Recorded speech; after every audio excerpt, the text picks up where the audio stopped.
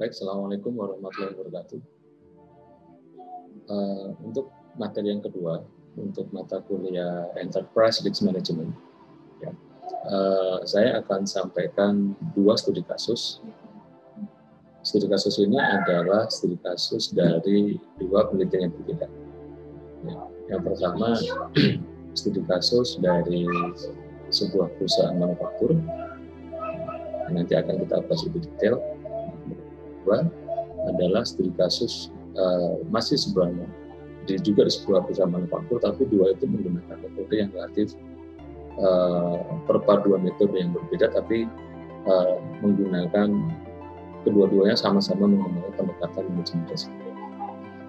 Baik, untuk studi kasus yang pertama itu adalah penelitian dengan judul Design of Risk Reduction Strategy based on risk assessment and cost benefit approach.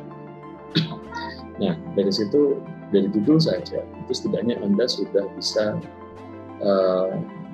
mempunyai gambaran bahwa penelitian ini setidaknya mempunyai tiga pendekatan. Kalau kita berbicara tentang risk reduction, itu tidak akan jauh beda dari lean management. Kemudian yang kedua, based on risk assessment. Sudah sangat clear bahwa di situ dia menggunakan pendekatan risk management. Yang pertama tadi adalah lean management, yang kedua adalah risk management. Dan yang ketiga, cost benefit approach. Nah, di sini adalah menggunakan pendekatan cost benefit. Oke. Jadi secara umum gambarannya adalah bagaimana kita bisa mengurangi risiko, mengurangi risk. Ya. Kemudian risk itu dalam konteks manajemen itu kita anggap sebagai risiko. Nah, risiko itu kemudian kita dekati dengan risk assessment ya, untuk mengetahui risiko mana yang akan menjadi prioritas dan bagaimana strategi mitigasi. Nah, kemudian strategi mitigasi tadi itu kemudian akan kita analisis dengan cost benefit approach. Ya. Jadi ketika kita dihadapkan pada dua alternatif, kita melakukan mitigasi atau kita biarkan saja risiko. Nah, kadang-kadang banyak sekali atau saya menemukan banyak penelitian yang mereka berhenti sampai ke strategi mitigasi. Tapi yang perlu dicermati adalah kadang-kadang strategi mitigasi itu bisa jadi dia biaya yang dikeluarkan lebih besar daripada risiko itu dibiarkan. Jadi ketika dihadapkan pada pilihan apakah kita melakukan strategi mitigasi atau kita membiarkan risiko terjadi, salah satu pendekatan yang sederhana ya kita melakukan cost benefit approach.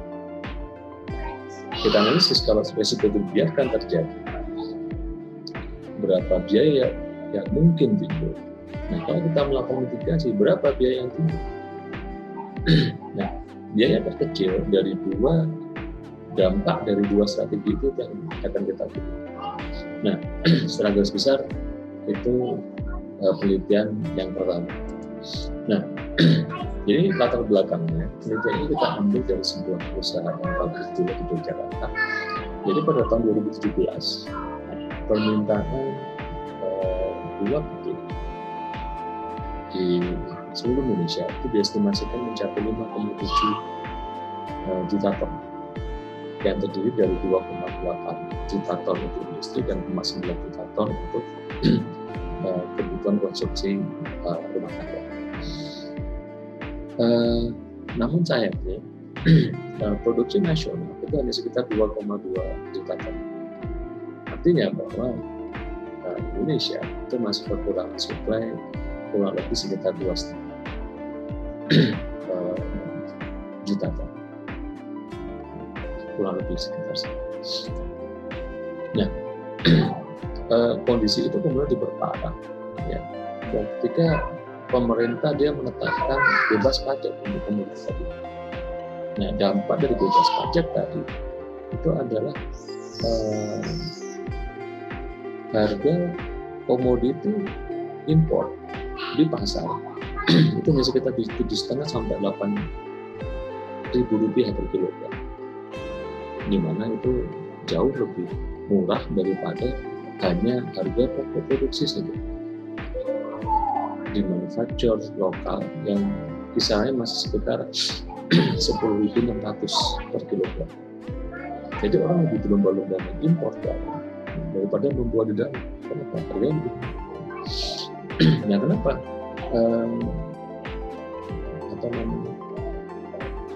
Biayanya lebih besar, biaya sangat besar untuk memproduksi dalam negeri itu disebabkan karena secara umum tingginya harga pupuk dan tingginya biaya di proses produksi. Nah, di biaya pupuk kita nggak akan banyak bahas, tetapi pada proses produksi itu banyak yang kita diskusikan. Nah, sudah kita lakukan adalah antara lain kita sudah melakukan bisnis proses di engineering. Jadi kita sudah melakukan bisnis proses di engineering untuk menganalisis apa yang terjadi di perusahaan lokal, dan kemudian dari bisnis proses engineering itu kita mencoba menunjukkan sebuah strategi baru atau sebuah teknologi baru, ya seperti yang Anda lihat di situ. Jadi ada proses pengolahan komoditi tebu yang dia tebunya tidak harus dibawa ke pabrik, tapi pabriknya yang dibawa ke ladang tebu gitu. Nah, ini juga beberapa hal yang sudah kita lakukan. Kita mengimplementasikan risk management approach di perusahaan tadi, kemudian kita mengusulkan better maintenance practices, mengusulkan prinsip-prinsip manajemen aset, dan juga mengusulkan bagaimana kita bisa mendesain satu jadwal overhaul, ya, yang kita dasarkan pada GA. Nah, di penelitian ini, tadi saya sampaikan kita menggunakan 3 pendekatan. Lean manufacturers untuk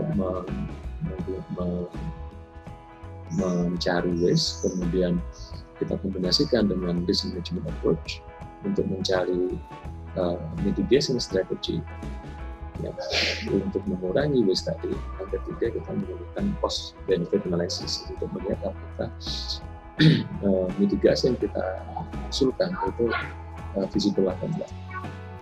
Nah, ini beberapa langkah penelitian yang kita lakukan. Kita identifikasi dulu waste-nya, kita lakukan risk assessment, mengidentifikasi root cause, kemudian mendevelop propose improvement. Nah, dari langkah pertama, kita sudah mengidentifikasi beberapa waste yang kemudian waste itu kita kategorisasikan ke dalam the 9 type of waste. Nah, kita kategorikan ke sana dan lihat ada untuk defect ada waste-nya sendiri, untuk overproduction kemudian ada, untuk waiting ada waste dan seterusnya untuk selektif tadi. Nah, kemudian karena waste tadi itu kita anggap sebagai sebuah risiko, ini kita dekati dengan risk assessment. Ya, kita cari berapa likelihood-nya, berapa konsekuensinya, maksudnya bobot likelihood-nya dan bobot konsekuensinya dari masing-masing waste tadi. Kita lakukan dengan cara diskusi atau interview dengan beberapa orang yang terlibat dalam pekerjaan tadi, dan hasil dari likelihood dan konsekuensi untuk masing-masing itu bisa dilihat di tabel yang ada di slide. Kalau Anda ingin mengamati lebih detail, silakan ke pause videonya, kemudian Anda lihat lebih detail berapa nilai likelihood dan konsekuensi untuk masing-masing waste yang ada di sini. Nah, kemudian waste tadi dari 10 waste yang kita temukan, itu kemudian kita petakan ke dalam peta risiko. Ya, peta risiko kita bagi menjadi 4 zona. Ada zona yang warnanya merah, itu yang risiko yang nilainya high extreme, ya, extremely high. Kemudian yang orange itu yang high, yang kuning yang medium, yang hijau adalah yang low. Nah, dari 10 jenis waste yang sudah kita identifikasi, itu ada 3 waste yang dia ada atau masuk ke zona yang very high, zona merah, yaitu W2, W4, dan W5. Nah, kalau kita lihat apa itu W2, W4, dan W5, W2 adalah scrap, ya, W4 adalah produksi yang berhenti karena pressure dari steamnya itu drop.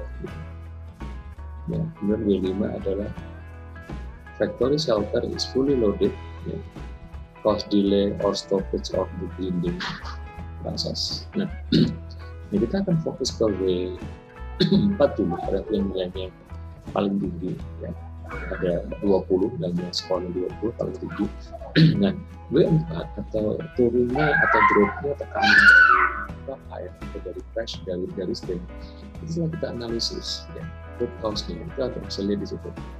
Kita identifikasi root cause-nya dari faktor human, dari faktor environment, dari faktor mesin, dari faktor method, dari faktor material. Nah, itu kita dapat akar masalah kenapa steam tadi drop. Nah, kemudian root cause ini kita gabungkan dengan histogram atau dengan Pareto dan Pareto, dan kita tahu bahwa ternyata yang menyebabkan penyebab tertinggi dari tekanan uap air yang drop itu karena raw materialnya drop. Jadi proses pembuatan gula tadi itu membutuhkan uap dengan tekanan tertentu. Nah, uap itu dihasilkan oleh boiler. Nah, boiler ini kadang-kadang drop, tekanan uapnya itu boilernya drop, yang membuat tekanan uapnya juga drop. Nah, boiler ini dimasak dengan raw material sisa-sisa dari tebu. Nah, kalau raw materialnya itu kadang-kadang dia basah, itu yang membuat pengapian jadi kurang sempurna sehingga tekanannya drop. Nah, itu yang paling tinggi. Penyebab paling tinggi. Nah, penyebab tertinggi kedua adalah orang tidak sadar atau mengabaikan ada perubahan loop dan seterusnya. Itu ada beberapa penyebab yang kemudian sudah kita paritokan. Nah, dari analisis tadi, Pareto dan fishbone diagram, kita mengusulkan beberapa strategi mitigasi. Ya, sebenarnya di situ ada beberapa strategi mitigasi. Nah, strategi mitigasi tersebut itu kemudian kita buat juga SOP-nya. Ya, ada satu strategi kita buat SOP-nya sebenarnya di situ. Nah, kemudian ini adalah bagaimana kita mengkalkulasi benefit-nya. Ya, artinya kalau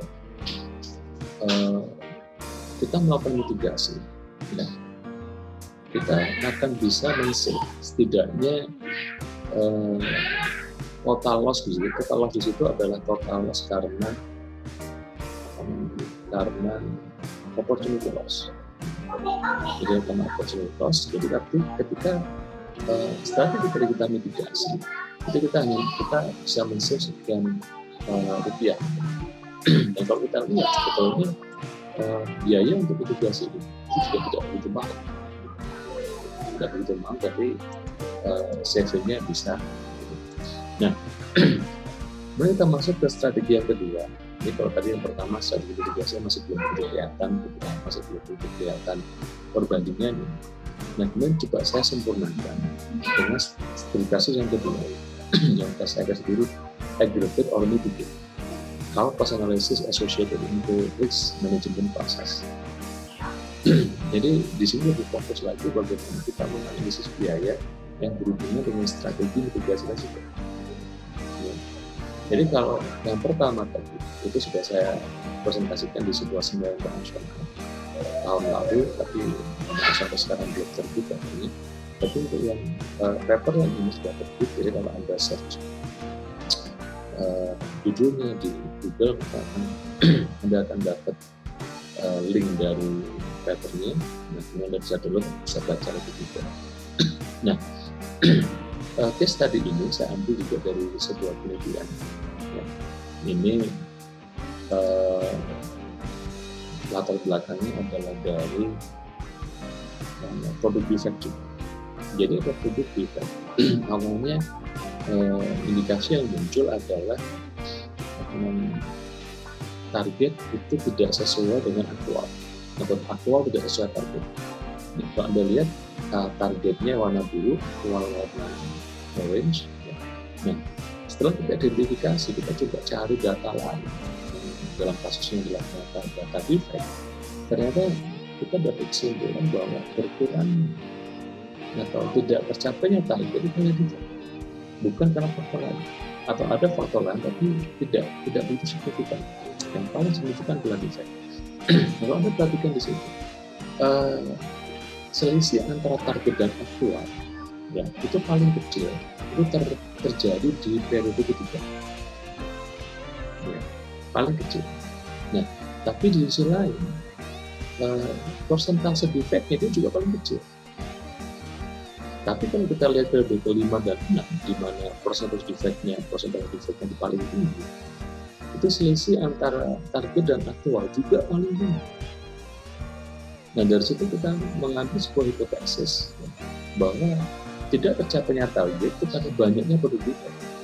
Di situ bagaimana cara membaca data yang ada di atau diagram yang ada di. Nah, kemudian ini adalah 5 penyebab potensial kenapa defect itu terjadi. Jadi defect terjadi karena 5 sebab itu. Kalau kita kasih kode saja 1, C2, C3, C4, dan C5. Jadi itu adalah penyebab potensial kenapa defect itu terjadi. Nah, kemudian karena tadi saya sampaikan dipakai pendekatan resiko, maka untuk menilai likelihood dan severity, kami membuat satu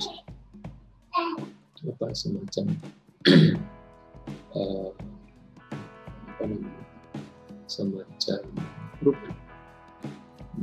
Jadi likelihood 1, 2, 3, 4, 5 definisinya seperti apa? Definisinya seperti apa? Itu juga dengan severity. Jadi kalau kerugian misalnya sampai $50 itu seperti level 1, 51 misalnya $1 level 2 dan seterusnya. Nah, itu kita punya severity. Nah, kemudian kita petakan penyebab defect tadi ke dalam peta risiko berdasarkan rubrik dari likelihood dan severity yang sudah kita buat. Ya, dan ternyata ada satu penyebab yaitu C4 yang dia mempunyai tingkat resiko sangat tinggi. C4 itu adalah tipe of material yang dipakai. Jadi tipe material yang dipakai itu menjadi penyebab tertinggi munculnya defect. Sekali lagi tipe material yang berbeda, tipe material yang dipakai itu menjadi penyebab tertinggi munculnya defect. Nah, dari situ kemudian kita membuat analisis. Jadi mitigasi yang mungkin dilakukan adalah kita merubah material, raw materialnya, atau kita membiarkan saja raw material, biarkan saja pakai raw material semua. Nah, jadi ada 2 strategi di mana S1 itu adalah kita menggunakan raw material dengan kualitas yang lebih tinggi, ya, tapi memang itu bisa mengurangi defect, dan di sisi lain itu bisa menaikkan atau meningkatkan biaya raw material, bisa jadi lebih mahal. Nah, kemudian strategi yang kedua itu kita pakai raw material sekarang. Raw material sekarang itu jika dibandingkan strategi yang pertama itu bisa jadi dia bisa menerima biaya raw material, tetapi defect cost-nya bisa jadi lebih tinggi daripada strategi yang pertama. Atau dengan kata lain, strategi 1 itu adalah strategi mitigasi yang kita usulkan untuk menyelesaikan C4, dan strategi 2 atau S2 itu adalah do nothing strategy atau leave the risk as it is. Nah, pertanyaannya mana yang mau kita pilih? Nah, untuk menyelesaikan memilih antara 2 strategi itu, kami membuat semacam rumus matematis sederhana. Ya, dimana total cost, kalau kita lihat dari variabel apa saja yang terlibat di dalam strategi tadi, ya kemudian kita coba membuat estimasi total cost. Total cost ya, sama dengan CD tambah CR tambah CO, di mana CD adalah biaya yang muncul karena defect, CR adalah repair time, repair cost, ya. Jadi biaya kalau dia di rework, ya. Dan CO adalah overtime cost. Jadi ketika ada defect, kemudian dia perlu rework, ya. Dan rework itu akhirnya ada overtime. Nah, berapa overtime? Jadi itu. Nah, semua strategi S1 dan S2 itu akan kita hitung total cost-nya. Nah, sebelum ke sana total cost-nya kemudian kita breakdown menjadi beberapa cost komponen lagi. Jadi misalnya CD, ya kan? CD, ya cost of defect itu adalah ND dikalikan PS, number of defect dikalikan selling price. Jadi kalau memang dia tidak bisa diperbaiki, nah itu kerugiannya.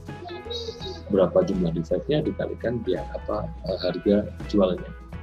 CR juga sama, NR dikalikan CP, product to replace kali production cost, dan seterusnya. Nah, kalau kita kombinasikan persamaan 1, 2, 3, dan 4, kita akan mempunyai total persamaan seperti yang dilihat di sini.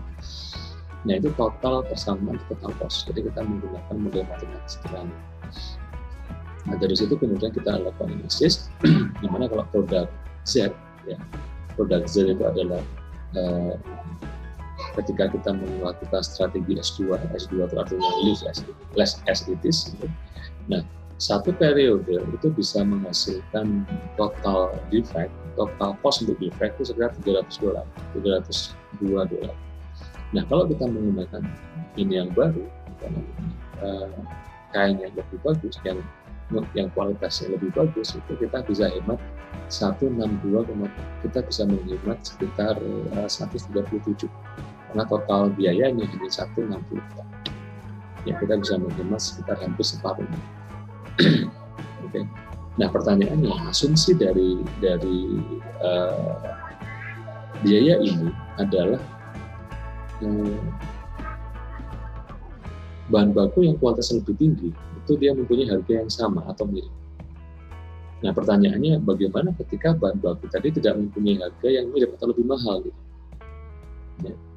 Nah, masalahnya adalah dari organisasi mereka menutup informasi tentang harga bahan baku tadi. Ya, mereka menutup informasi tentang harga bahan baku tadi sehingga kita tidak bisa melakukan perhitungan. Nah, oleh karena itu, saya membuat sebuah model untuk dealing with incomplete information. Jadi dengan informasi tidak lengkap bahwa kita tidak tahu harga bahan baku tadi, ya, kemudian saya akan coba membuat persamaan baru seperti ini.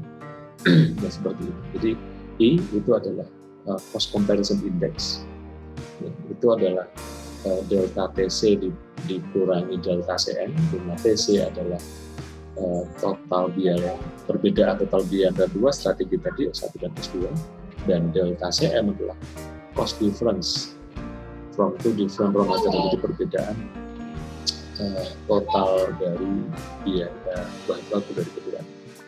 Nah, kalau nilai I-nya itu positif, itu adalah di sebelah kanan dan ya. Jadi nilai I itu bisa positif, bisa nol, bisa negatif. Kalau dia positif, itu artinya proposed strategy, ya, atau strategi S1 itu secara total itu bisa menghasilkan jauh lebih kecil daripada strategi S2. Tapi kalau negatif, artinya strategi yang sekarang, ya, penggunaan bahan baku yang sekarang itu akan lebih murah dibandingkan dengan penggunaan bahan baku usulan. Tapi kalau nol, nilainya I-nya sama dengan nol, tidak ada masalah. Mana dua-duanya mempunyai total biaya yang sama. Nah, jadi itu bagaimana kita bisa melakukan pendekatan manajemen risiko, ya, digabungkan dengan cost analysis, tapi juga cost analysisnya digabungkan dengan satu pemodelan matematis sederhana. di mana model-model sederhana itu kemudian kita sempurnakan atau kita tambahkan lagi, membuat model untuk menghadapi situasi di mana kita tidak memiliki informasi yang kira-kira begitu yang saya sampaikan untuk materi tambahan di mata kuliah Enterprise Risk Management. Mohon maaf. Assalamualaikum warahmatullahi wabarakatuh.